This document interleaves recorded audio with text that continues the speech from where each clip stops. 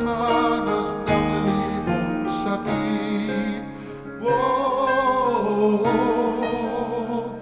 purihin ka sa dakilang pagmamahal mo.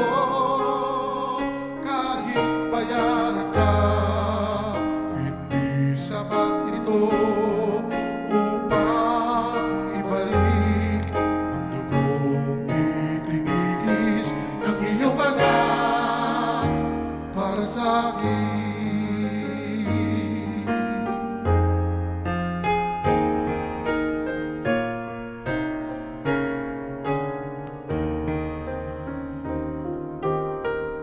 Dakilang Diyos kay buti mo, sa isang tulad ko, masuwayin sa nais mo. Di man pansin, laki ng pagmamahal mo, tinanggap pa rin ako, pinatawad sa mga kasalanan ko. Purihin ka sa dakilang pagmamahal mo. Kahit bayaran ka, hindi sapat ito upang ibalik ang dugong itinigis ng iyong anak para sa akin.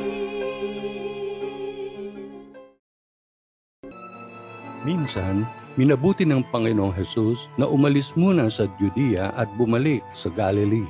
Kinailangan niyang dumaan sa Sicar, isang bayan sa Samaria.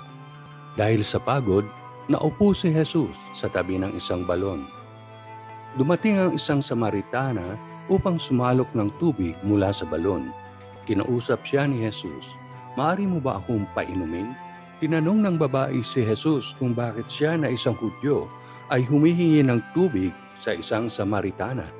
Tumugon si Hesus, "Kung alam mo lamang ang kaloob ng Diyos at kung sino itong humihingi sa iyo ng inumin, ikaw ay hihingi sa kanya at bibigyan kanya ng tubig na nagbibigay buhay." Tanong ng babae kay Hesus, "Paano ka kukuha ng tubig wala ka namang pansalok at malalim ang balon? Ikaw ba ay masigit pa sa aming ninuno na si Jacob na siyang humukay ng balon na ito para sa amin?"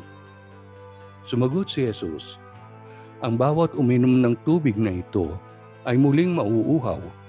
Ngunit ang sino mang uminom ng tubig na nagmumula sa akin ay hindi na mauuhaw kailanman. Ang tubig na ibibigay ko sa inyo ay magiging batis ng tubig sa kanyang buhay, na bubukal at magbibigay sa kanya ng buhay na walang hanggan." Matapos marinig ng babae ang mga sinabi ni Jesus, hiniling niya kay Jesus na bigyan siya ng ganitong tubig upang hindi na siya mauhaw at hindi na siya kailangang pumaroon upang sumalok ng tubig sa balon. Salamat po, Panginoon, dahil sa pag-ibig mo, buhay ko ay nagbago.